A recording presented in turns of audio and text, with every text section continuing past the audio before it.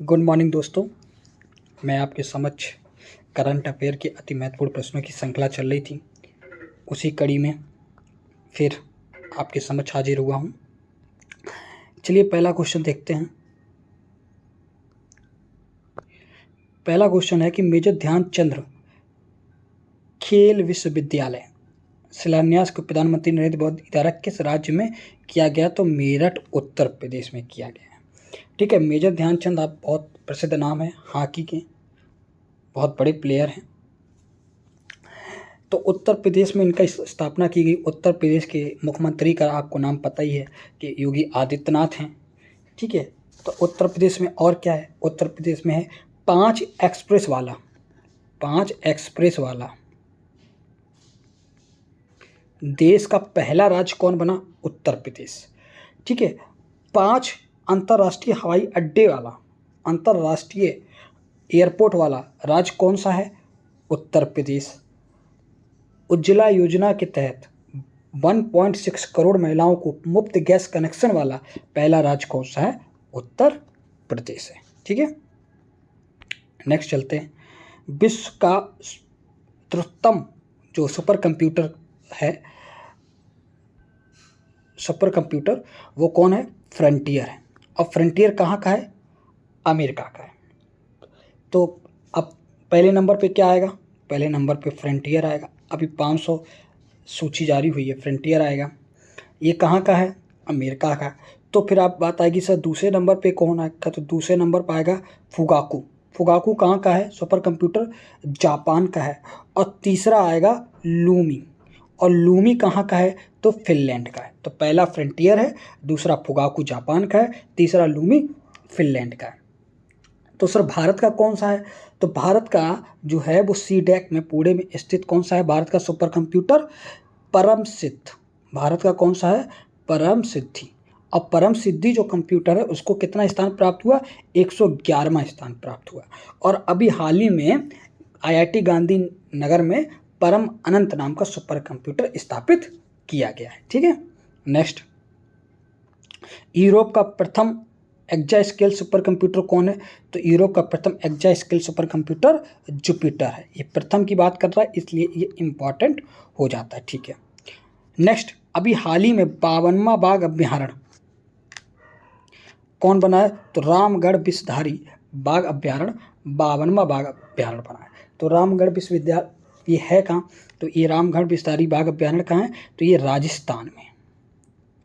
राजस्थान में कौन कौन से जिले? बूंदी और कोटा। ठीक है, नवीनता। अब देखिए ये 52वां बाघ अभ्यारण्य कब से बना? तो 1973 में एक प्रोजेक्ट शुरू किया गया था जिसका नाम था प्रोजेक्ट टाइगर।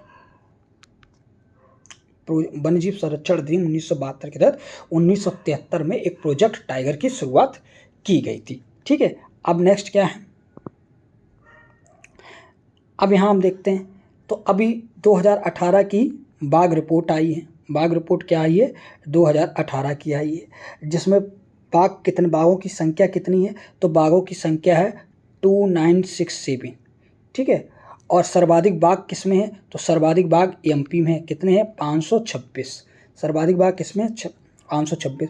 और सर्वाधिक बाघ अभ्यारण्य कहाँ है? तो एक MP और महाराष्ट्र, इन दोनों में क्या है? सर्वाधिक बाघ अभ्यारण्य। कितने हैं? 6 दोनों में बाघ अभ्यारण्य हैं। तो सबसे बड़ा बाघ अभ्यारण्य कौन सा है आपका? तो सबसे बड़ा बाघ अभ्यारण्य आपका कौन सा है? तो नागार्जुन सागर श्रीशैलम, ये आंध्र प्रदेश में है।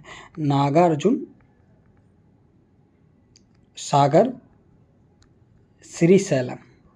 श्रीशैलम ये सबसे बड़ा बाघ अभ्यारण्य है। तो अब बाघ दिवस कब मनाते हैं? तो बाघ दिवस हम कब मनाते हैं? 29 जुलाई। जागरूकता लाने के लिए लोगों के अंदर बाघों के प्रति हम 29 जुलाई को बाघ दिवस मनाते हैं। तो बाघ क्या है? हमारा राष्ट्रीय पशु है। तो बाघ हमारे साथ साथ किस देश का है? तो मलेशिया और किसका? मलेशिया प्लस बांग्लादेश, दोनों का क्या है? मलेशिया, भारत और बांग्लादेश का क्या है? राष्ट्रीय पशु है। चलिए नेक्स्ट चलते हैं। दिल्ली हवाई अड्डा जल विद्युत एवं सौर ऊर्जा से संचालित पहला हवाई अड्डा बन गया। किसकी बात कर रहा है? दिल्ली हवाई अड्डे की ये बात कर रहा है। ठीक है, चलिए देख लेते हैं, दिल्ली हवाई अड्डे की बात हो रही है। तो जल विद्युत और सौर ऊर्जा से संचालित पहला हवाई अड्डा बना।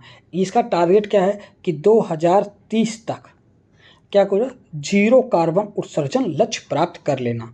ठीक है, इसका लक्ष्य क्या है कि 2030 तक शुद्ध शून्य कार्बन, जीरो कार्बन उत्सर्जन हवाई अड्डे का लक्ष्य प्राप्ति करने की इसमें सहायक भूमिका है। ठीक है, तो पहला हवाई अड्डा कौन बना, अगर पूछ लिया जाए कि वर्तमान में अभी हाल ही में जल विद्युत और सौर ऊर्जा से संचालित पहला हवाई अड्डा कौन सा है, तो हम कहेंगे दिल्ली हवाई अड्डा। ठीक है, चलिए नेक्स्ट चलते हैं। ब्लू ड्यूक सिक्किम राज्य की राज तितली बनी है। ठीक है, ब्लू ड्यूक क्या बनी है, सिक्किम राज्य की राज तितली बनी है। ठीक है, देख लेते हैं। अब हमने आपको बताया भी थी, सिक्किम की राजधानी क्या है, गंगटोक है। सिक्किम के राज्यपाल कौन है, गंगा प्रसाद है। मुख्यमंत्री कौन है, प्रेम सिंह तमांग है। और सीटें कितनी हैं विधानसभा की, 32 सीटें हैं। ठीक है, थोड़ा पॉलिटी के लिए भी इंपॉर्टेंट है। हम जो भी राज्य जाएगा उससे मुख्यमंत्री, गवर्नर, उससे संबंधित जो भी इंपॉर्टेंट फैक्ट होगा मैं आपको ऐसे ही कराता रहूँगा, चाहे इससे आपको क्या होगा कि आपको पता भी नहीं चलेगा आपका राज्य कब तैयार हो गया। ठीक है, तो सिक्किम राज्य की राज तितली किसको बनाया गया, ब्लू ड्यूक को बनाया गया है। ठीक है, अब हुआ क्या था कि ये दो प्रजातियां पाई गई थी, एक ब्लू ड्यूक, एक कृष्णा पीकॉक, और दोनों के लिए 11 से 30 अप्रैल 2022 के बाद ऑनलाइन जनमत संग्रह हुआ। तो उसमें कौन जीत गया, तो ब्लू ड्यूक जीत गई। ठीक है, और ये किसके द्वारा दिए, तो ये यूरोपियंस द्वारा ये नाम दिया गया है। और ये एक तरह की चमत्कारी तितली है जो कहाँ, नेपाल, सिक्किम, अरुणाचल प्रदेश और चीन में पाई जाती है। ठीक है, अब ब्लू ड्यूक का वैज्ञानिक नाम क्या है, बासारोना दुर्गा। ब्लू ड्यूक का वैज्ञानिक नाम क्या है, बासारोना, पूछा जा सकता है, बासारोना दुर्गा। बासारोना दुर्गा ब्लू ड्यूक का वैज्ञानिक नाम है। ठीक है, अब क्या इस यही है, नहीं, अभी और राज्यों में भी है। जैसे कि अगर हम महाराष्ट्र में कहें तो महाराष्ट्र में जो तितली, राज तितली है, उसका नाम है ब्लू मॉर्मेन। ठीक है, तमिलनाडु में तमिल योमेन, उत्तराखंड में कॉमन पीकॉक। उत्तराखंड में कौन सी है, कॉमन पीकॉक। ठीक है, कर्नाटक में सह्याद्री बर्डविंग है। केरल में मालाबार बैंडेड पीकॉक या बुद्धा मयूरी है। अरुणाचल प्रदेश की तितली का नाम क्या है, जिसको राष्ट्रीय तितली दर्जा मिला, उसे केसरी हिंद कहा गया। और गोवा की क्या है, मालाबार ट्री निम्फ। ठीक है, यहाँ हो गया। चलिए नेक्स्ट चलते हैं। नेक्स्ट क्वेश्चन आया है कि नैनो यूरिया का व्यावसायिक उत्पादन प्रारंभ करने वाला प्रथम देश कौन बना, भारत बना। नैनो यूरिया का व्यावसायिक उत्पादन करने वाला प्रथम देश आपका कौन बन रहा है, भारत बन रहा है। ठीक है, तो अब नैनो यूरिया की बात करें। एक्चुअली पहले जो यूरिया पड़ रही थी उससे क्या हो रहा था कि मात्रा उसकी ज़्यादा हो रही थी, जिससे ज़मीन की उर्वरकता खत्म हो रही थी। तो अब ये कहा गया, और यूरिया से क्या होता है, यूरिया जो है वो नाइट्रोजन, पौधों की वृद्धि के लिए नाइट्रोजन देती थी। तो भारत में यूरिया जो था, वो भारत जो है वो विश्व में यूरिया के उपभोक्ता में दूसरे नंबर पे है। और अगर ये किस में है, दूसरे नंबर पे किस में, उपभोक्ता में। अब बात करें सर उत्पादन में कितने नंबर पे होगा, तो उत्पादन में ये तीसरे नंबर पे है, उत्पादन में तीसरे नंबर में। ठीक है, और नैनो यूरिया को व्यावसायिक उत्पादन में प्रारंभ करने वाला करने वाला प्रथम देश कौन बन गया, भारत बन गया। चलिए अब यूरिया ये किया किसने, तो ये किया है इफ़को ने। ज़्यादातर आप गांव से रिलेटेड होंगे, देख रहे होंगे DAP NPK सब इफ़को की आती है। तो इफ़को की सिर्फ फुल फॉर्म क्या है, तो इफ़को की फुल फॉर्म है इंडियन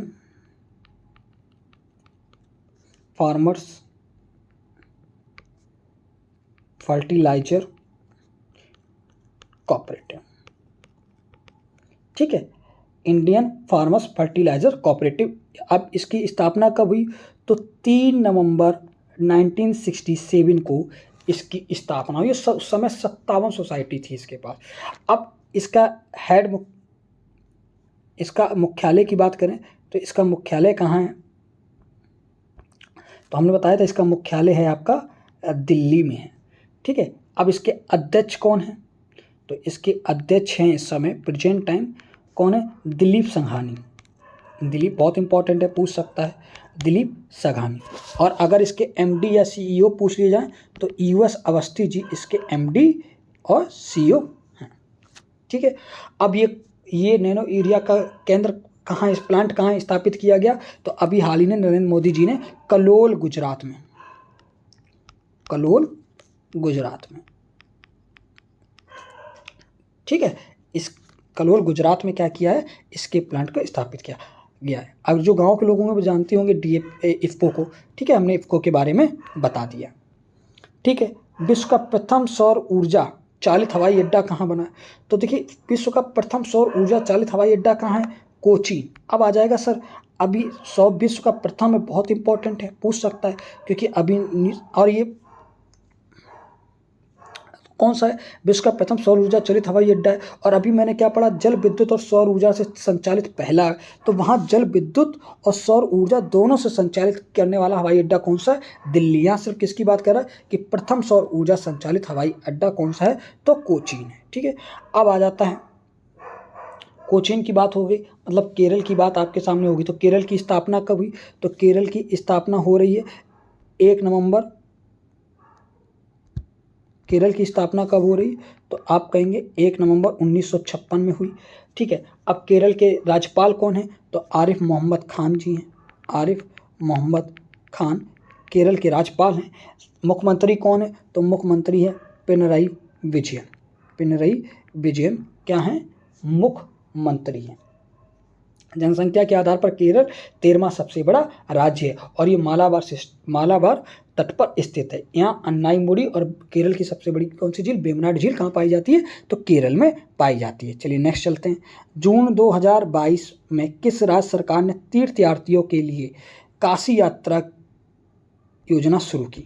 अब ये बात कर रहा है काशी यात्रा योजना की, तो किसने शुरू की है, तो आपकी इस योजना को शुरू किया है कर्नाटक ने।